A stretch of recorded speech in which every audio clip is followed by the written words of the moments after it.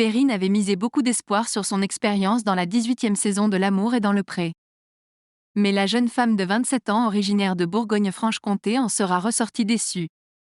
Alors qu'elle avait accueilli 2 prétendants chez elle, Florian et Firmin, Perrine a très vite décidé de se séparer du premier, de manière un peu violente, et d'éconduire dans la foulée le second.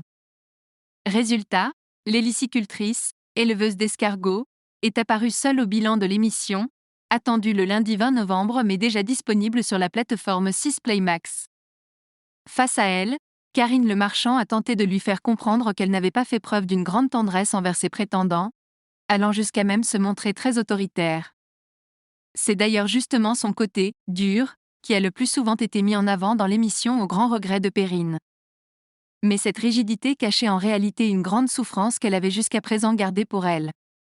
Perrine victime d'un « geste malveillant », j'ai été très dure aussi parce que j'ai rencontré des difficultés à ma ferme. J'étais prête pour l'amour et d'un seul coup, je ne l'étais plus, a-t-elle confié à l'animatrice. Et pour elle de révéler le grave événement imprévu qui a tout chamboulé. En septembre de l'année dernière, on m'a empoisonné les 3/4 de ma récolte, c'était un geste malveillant. Et du coup, on a dû abattre les vivants parce qu'ils étaient impropres à la consommation. Donc je n'ai rien eu, je n'ai rien récolté. Ça a gâché mon aventure quand même.